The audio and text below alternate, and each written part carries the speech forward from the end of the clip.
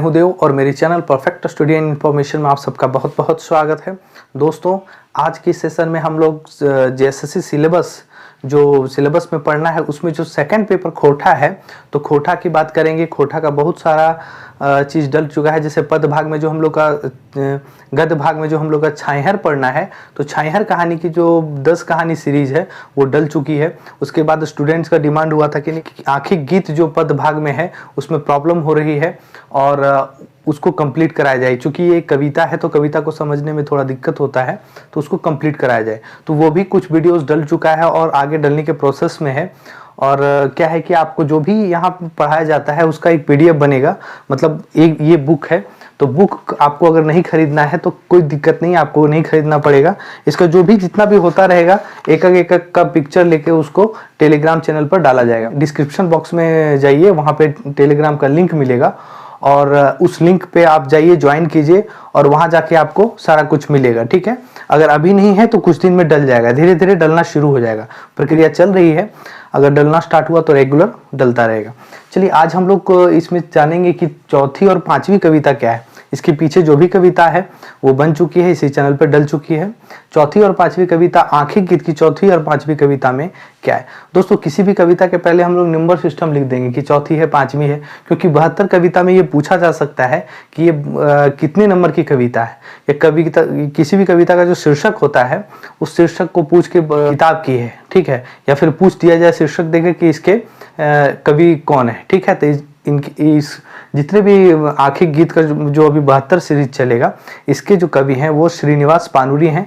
उनका जो परिचय है और उनके बारे में परिचय भी जानना जरूरी है, सवाल वहां से भी आएगा। तो चलिए, आज हम लोग चौथी और पांचवी कविता को समझते हैं कि कवि इस लिखे हुए से अपना क्या भाव प्रकट करना चाहते हैं। ये कोई कहानी नहीं है कि इसका सीधा मतलब होगा, इस माध्यम से कवि अपना भाव जो प्रकट करना चाहते हैं उस चीज को हम लोग समझते हैं। और शुरू करने से पहले अगर आप इस चैनल पर नए हैं तो चैनल को सब्सक्राइब कर लीजिएगा, वीडियो को लाइक कीजिए, अंत तक बने रहिए। दोस्तों, आज हम लोग अच्छे से समझते हैं कि कवि अपना क्या भाव इसमें प्रकट कर रहे हैं। चलिए, चौथी कविता जो हमारा है, घूर घूर ककरा देखें आँख। घूर घूर ककरा देखें आँख का मतलब है कि बार बार आँख किसको देख रहा है, किसकी तलाश में है। ठीक है, तो हम लोग पहले पढ़ते हैं कि कविता क्या है। कविता क्या है ये आपको टेलीग्राम चैनल पे भी मिल जाएगा, जाके मेरे ऑफिशियल टेलीग्राम चैनल जो परफेक्ट स्टूडेंट इन्फॉर्मेशन है उस पर भी मिलेगा, उसको ज्वाइन कीजिए, वहाँ सब कुछ मिलेगा। तो क्या है, घूर घूर ककरा देखें आँख। दोस्तों, ये चौथी कविता है आखिर गीत का। सवाल एक यही आपका बन गया। चलिए, घूर घूर ककरा देखें आँख, पागल ऐसन ताइक, ककर रूपक आलो सदा धरती झरे, गिरी मालाक शिखर देसे महासागरे तटे, पुलक मगन पाखी गावे मोदक छवि आँख, ककर पाने हृदय टाने, ककर पाने हृदय टाने, भरे अमृत कान, कौन रूपक अद्भुत छटा फुटल नदी बाने, ककर खोजे पागल अलीकुल रसे भिजल पाइक। ठीक है, देखिए, पढ़ के तो बहुत लोगों को नहीं समझ में आया होगा, लेकिन इसमें बहुत सीधा सीधा मतलब कवि कहना चाहते हैं। तो क्या कहना चाहते हैं, पहले कुछ शब्द को हम लोग समझ लेते हैं। ये कविता में कुछ ऐसा शब्द है जिसमें कवि उस शब्द के माध्यम से भाव प्रकट करना चाहते हैं। तो कुछ कविता का जो शब्द का हम लोग भाव समझते हैं कि क्या क्या होता है। ठीक है, तो इसमें क्या कहता है कि घूर घूर ककरा देखें आँख। ठीक है, अब देखिए, हम लोग इसका एक मतलब समझते चलते हैं। जहां आपको लगेगा कि नहीं ये चीज समझना है, शब्द है, उसको हम समझाएंगे आपको। घूर घूर ककरा देखें आँख, ये घूर घूर ककरा देखें आँख मतलब बार बार जो घूर घूर के किसी को आप देखते हैं तो उसी बोलता है कि एक ये निराशा भाव से किसी की आशा में है कि किनकी और ये देख रहे हैं। तो बोल रहे हैं कि घूर घूर ककरा देखें आँख मतलब बार बार ये आँख किसको देखता है। पागल ऐसन ताइक मतलब बार बार ये आंख किसको देखता है कि पागल जैसा ताकता रहता है, देखता रहता है। ठीक है, ककर रूपक आलो सदा धरती झरे, गिरी मालाक शिखर देसे महासागरे तटे। ठीक है, आपको पता है यहाँ कोई भी ऐसा शब्द नहीं होगा जो आपको नहीं पता। जो है शोक सूर्य की किरण का जो के बारे में बोला जा रहा है कि सूर्य की किरण जो आ रही है, तो आंख उसी को बार बार देखने के लिए तरस रहा है। जो सुबह सूर्य की किरण होती है और सुबह उसकी लाली, उसकी सुंदरता की बात कही जा रही है, जो सुबह निकलती है तो इस रूप में आती है। ठीक है, आप देखते होंगे कि सूर्य की किरण, आप कहीं घना जंगल में कभी होंगे या बहुत ज्यादा पेड़ वगैरह होगा तो आप देखिएगा सुबह सुबह जो होता है, और सुबह जो पेड़ की, अगर सुबह का जो सूर्योदय होता है और पेड़ की तरफ से जो निकल कर आपको किरण दिखेगा, देखिएगा जब पेड़ की तरफ से निकलेगा बहुत सुंदर लगता है। जहाँ जंगल होता है वहाँ पे उसका लाइटिंग बहुत अच्छा होता है, तो उसी की सुंदरता की बात कर रहे हैं कवि, ठीक है।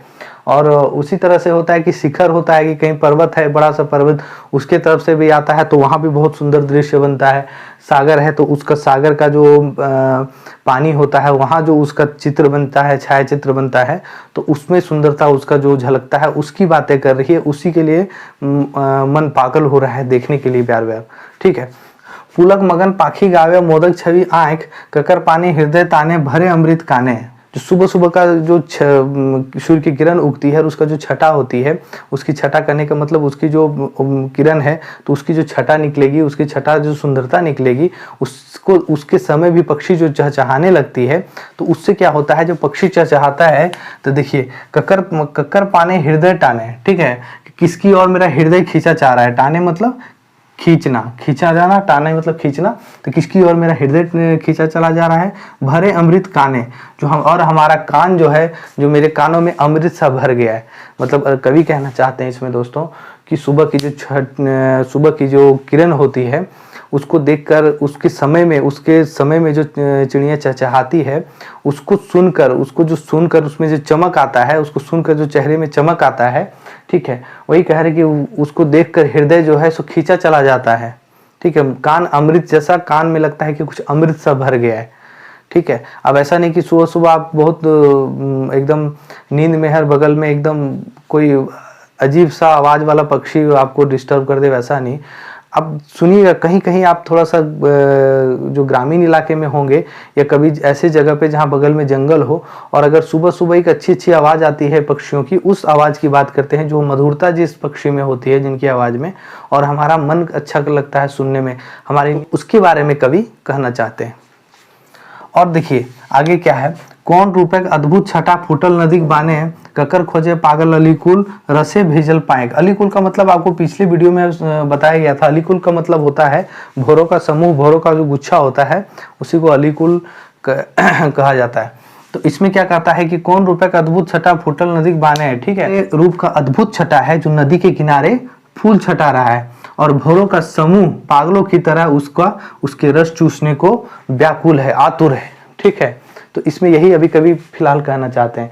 तो इसमें मुख्य रूप से क्या कहा जाए, मुख्य रूप से कहा जाए कि कवि जो है इसको सुबह सूर्य की जो किरण उगती है और उसकी जो सुंदरता दिखती है उसके बारे में चर्चा किए हैं, और उसकी सुंदरता की चर्चा कवि कर रहे हैं और इसके माध्यम से कर रहे हैं, ठीक है, इसके माध्यम से कर रहे हैं। तो आपको समझ में आ गया कि ये क्या है। चलिए हम लोग नेक्स्ट देखते हैं कि नेक्स्ट में क्या है।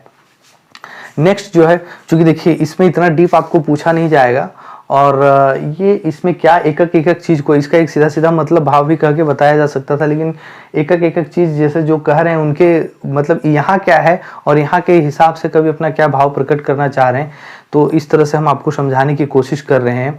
बहुत फ्लुएंटली बात चलेगा, जैसे हम क्या है कि खड़ा होकर बहुत अच्छा आपको बोल दें कि ये पढ़ दें और आपको बता दें, तो क्या होगा कि एक आप मोटा मोटी भाव समझ जाएंगे। वो तो आपको किताब में भी लिखा हुआ मिलेगा। आप अगर कहीं भी किताब उठाइए, 2-4 लाइन 10 लाइन में भाव प्रकट कर दिया है तो आपको भाव भी मिल जाएगा, लेकिन फिर आपको क्या मतलब है कि इतना कुछ हम किताब से पढ़ने का, और चीज़ें इसके बीच से निकल कर आएगी क्वेश्चन तो आपको दिक्कत होगी। इसलिए ये सब चीज़ को लेकर समझाना और वर्ड के साथ समझाना ये जरूरी है, ठीक है। तो चलिए नेक्स्ट क्या है हमारा शीर्षक, क्या है, मीठा फागुन हवा बासें। मीठा फागुन यहाँ बोला गया है, जो मतलब फागुन का जो मिठास होता है वही कह रहा है कि मीठा फागुन हवा बासें, मतलब मीठा फागुन, फागुन का जो मिठास है वो वातावरण में कैसे वास कर गया है, इसकी बात कर रहे हैं कवि इसमें। इस शीर्षक के कवि कौन है, श्रीनिवास पानुरी जी हैं। 5वीं कविता है आखिरी गीत का। दोस्तों अब हम लोग पढ़ते हैं, पहले इसको एक बार आपको पढ़ के सुनाते हैं। मीठा फागुन हवा बासें, ककर देही आग लागल, ककर आँखिक पानी, ककर घरे चांद हासे है, ठीक है दोस्तों, ये हास्य है, हास्य मतलब हंसना वाला। चाल बिना पानी, चाल अभी हमको आपको समझाएंगे कि यहाँ कौन सा चाल की बात कर रहा है, स्पीड वो चाल वाला बात नहीं है, यहाँ दूसरा चाल है। आगे देखिए, धानेक बदल मर्रा फुटल कौन चासक चासे, मीठा फागुन हवाक बासे, ककर हाथे फूले माला हाथे सुखल भाई, जतने सजवल फूलक पूजक थारी देवे छुअल नाय, बनल ककर आँखिक पानी, लोर गोल शिशिर घासे, मीठा फागुन हवा बासे। ठीक है, ये जो आपको कविता है, अब आपको हम समझाते हैं कि इसमें कवि क्या कहना चाहते हैं। सबसे पहले कुछ वर्ड आप देख लीजिए। कुछ वर्ड का कहने का मतलब है कि मीठा फागुन हवा बासे, आपको पता है कि मीठा फागुन और हवा का बासे जो है सो इसमें क्या कह रहे हैं, ककर आँखिक पानी, ककर घर चांद हासे, ककर चाल। यहाँ चाल का मतलब बोल रहा है जो घर के ऊपर जो देखिए किसी का कोई गरीब दुखिया आदमी के बारे में यहाँ बताया जाएगा आपको, वही कवि कह रहे हैं। तो किन्हीं गरीब घर के ऊपर किन्हीं किन्हीं का देखिएगा कि चाल टाइप का रहता है, नॉर्मल जो खपड़ा टाइप का होता है या फिर नॉर्मल एक चाल टाइप का होता है, पुआल उवाल दे के बना दिया जाता है चाल टाइप का, और उसी के नीचे रह रहा होता है, बहुत जगह फूटा हुआ रहता है, बहुत जगह छेद रहता है। तो वो वही चाल बताया जा रहा है, यहाँ स्पीड वाला चाल नहीं बताया जा रहा है, यहाँ पे घर के ऊपर वाला जो चाल रहता है उसको बताया जा रहा है। तो ठीक है। उसके बाद क्या आता है, चासाक। चासाक मतलब देखिए सबसे पहले चासा का मतलब होता है किसान। ठीक है, इस चीज को आप देख लीजिएगा। चासा का मतलब होता है किसान, और चासे का मतलब होता है खेती। ठीक है, खेती में। अब बात है देखिए कुछ चीज समझने की चीज है, जैसे चासा का मतलब किसान होता है और चासा क लिखल है तो क्या हो जाएगा, किसान के। ठीक है, किसान के। तो वही बोल रहा है आगे, अब समझाएंगे इसको, पहले एक चीज को क्लियर करते हैं। ककर हाथे फूलक माला हाथे सुकल भाई, जतने सजवल पूजा थाली देवे छुअल, ये छुअल है। ठीक है, छूना जिसको बोलते हैं, छुअल मतलब किसी को छूने नहीं दे रहा, ये बोल रहा है। बनल ककर आँखिक पानी, लोर गोर शिशिर घासे। शिशिर घासे का मतलब है दोस्तों उस शिशिर घासे की बात कर रहा है जहां पर ओश की बूंदे आकर टपकती है और वो गोल सा हो जाता है, मोती की तरह हो जाता है, चमकता है। फागुन हवा बासे। अब चलिए आपको हम समझाते क्या करते हैं। इसमें क्या है कि इसमें कवि क्या समझाना चाहते हैं कि फागुन का जो मिठास हवाओं में और वातावरण में जो बसा हुआ है उससे किसको दिक्कत हो गया है और कौन सा ऐसा व्यक्ति है जो इसका आनंद नहीं ले रहा है। ककर देही आग लागल, यहाँ कहने का मतलब है ककर देही आग लागल का फागुन का मिठास में होली चल रहा है, तो वही बोलता है कि जब फागुन का मिठास है तो ये पूरा वातावरण में फैल गया है। और फागुन में आप देखिए वसंत भी आता है, नए नए पत्ते आते हैं, तो उसी को बात बोल रहा है कि फागुन का जो मिठास है वो वातावरण में फैल गया है। और इस समय में किसके दही में आग लग गया है, मतलब कौन ऐसा आदमी है जिसको अच्छा नहीं लग रहा है, जिसको ये वातावरण अच्छा नहीं लग रहा है। ठीक है, इस वातावरण का जो आनंद नहीं ले पा रहा है। ककर आंखें पानी, ककर घरें चांद हाथ से चाल बिना छानी। छानी का मतलब आपको बता देते हैं दोस्तों, छानी का मतलब होता है जो खपड़ा के ऊपर दिया मतलब जो घर होता है खपड़ा का, उसको छानी बोलते हैं। ठीक है, तो ये वाला चीज आप याद रखिएगा, खपड़ा का घर, चाल बिना छानी। अब देखिए इसमें क्या कहते हैं कि ककर दही आग लागल, ककर आँखी पानी, ककर घरे चांद हासे चाल बिना छानी। इसमें क्या कवि कहना चाहते हैं, इसमें जो कवि कहना चाहते हैं कि कौन ऐसा व्यक्ति है जिसको जो इस चीज का आनंद नहीं लेता है। ठीक है, कौन इसका आनंद नहीं ले रहा है, जिसके घर से सीधा आसमान दिखता है। ठीक है, जिसके घर से सीधा आसमान में चांद साफ साफ दिखता है। देखिए ककर घरे चांद हासे, मतलब कहने का मतलब है जिसके घर से सीधा रात को चांद दिखता है, घर के अंदर से ही दिखता है, जिसका चाल बिना छानी है, मतलब कहने का मतलब है कि जिसके घर के ऊपर छप्पर तक नहीं है। मतलब वो कौन सा आदमी है जो आनंद नहीं ले पा रहा है इसका, वो एक गरीब आदमी है। कवि कहना चाहते हैं वो एक गरीब आदमी है जो इस वातावरण में फागुन के मिठास का जो है सो आनंद नहीं ले पाता है। मतलब बिना चाल का छानी है, मतलब ऊपर जो है सो उसका पूरा खुला हुआ है, टूटा फूटा है, तो वो एक गरीब आदमी है जो उसका आनंद नहीं ले पा रहा है। ठीक है, उसकी बात कर रहा है। यहाँ से देखिए दोस्तों, यहाँ से यहाँ तक क्या है, धानेक बदल मर्रा फुटल कौन चासक चासे है, मीठा फागुन हावक बासे, ककर हाथे फूलक माला हाथे सुखल भाई। ठीक है, यहाँ तक।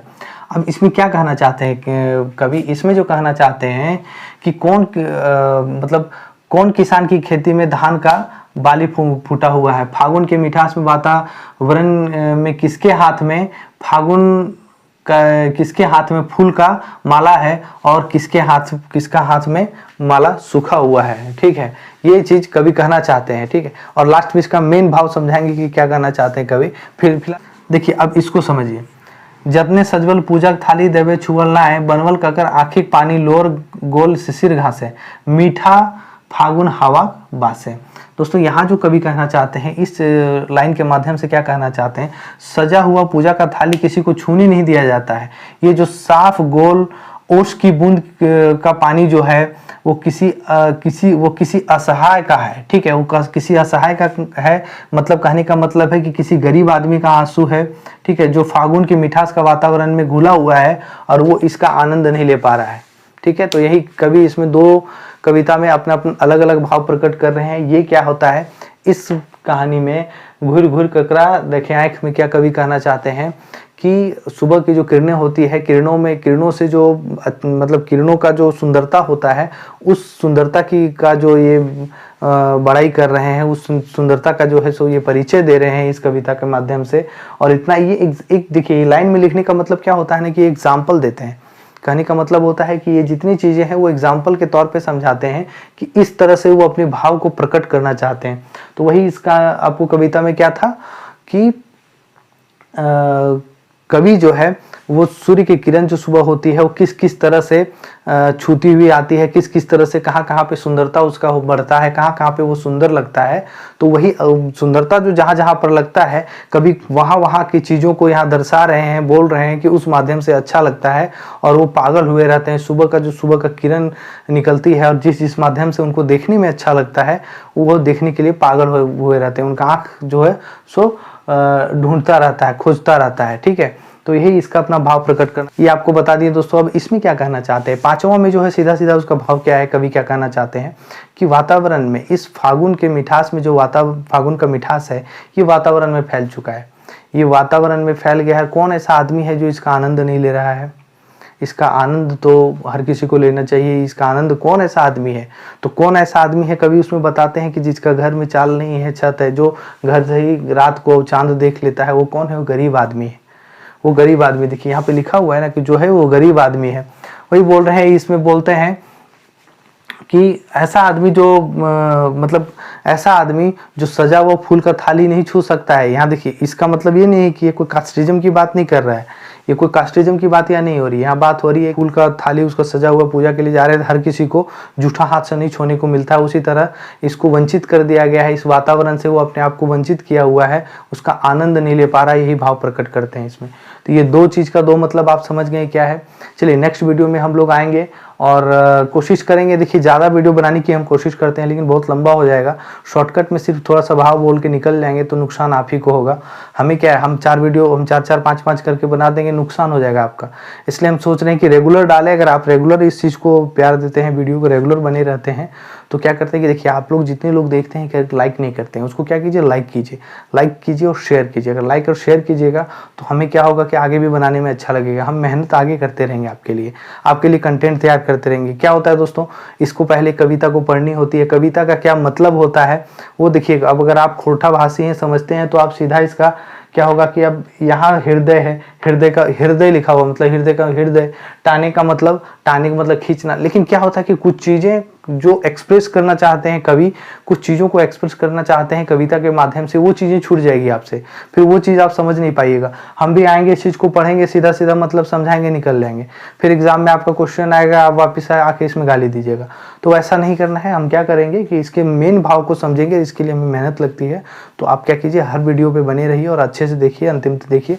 टेलीग्राम पर जुड़ जाइए, वहाँ से आपको क्या होगा कि ये सब जितना भी चीज़ है उसका PDF वगैरह मिलता रहेगा, वो चीज़ डलता रहेगा। अभी कंप्लीट होने में इसका टाइम है थोड़ा सा, तो तब तक तो सब डल जाएगा, प्रॉब्लम नहीं है। और बात किया गया था कि छैहर की जो MCQs है वो भी बहुत जल्दी आने वाला है, तो हम कोशिश कर रहे हैं कि उसको या तो हैंड रिटन में ले आए, तो एक्चुअली वो रेडी लगभग हो चुका है, तो उसको हैंड रिटन में ही लाके आपको कम से कम क्वेश्चन बन जाए वो करना है, ज़्यादा उसको सजावट करने की कोई ज़रूरत नहीं है। तो जल्दी हम कोशिश करेंगे आपको आपका सिलेबस कंप्लीट करने का। चलिए, अगर आप इस चैनल पर नए हैं तो चैनल को सब्सक्राइब करके रख लीजिए। आगे जो भी होगा सिलेबस में, आपको जो भी नीड होगा, आपका इस सिलेबस इस चैनल पर पूरा होगा। और साथ ही साथ क्या होगा कि पेपर 1 की भी इसमें शुरू हो गई है। पेपर 1 जो आपका होगा क्वालिफाइंग हिंदी इंग्लिश दोनों है, उसका भी वीडियो डलना शुरू हो गया है, वो भी शुरू हो गया है। और इसी चैनल पे मैथ और रीजनिंग भी मैम के द्वारा पढ़ाए जा रहे हैं, जो JSS CGL और एक्सरसाइज के लिए बेनिफिशियल है। ठीक है, चलिए, बहुत बहुत धन्यवाद।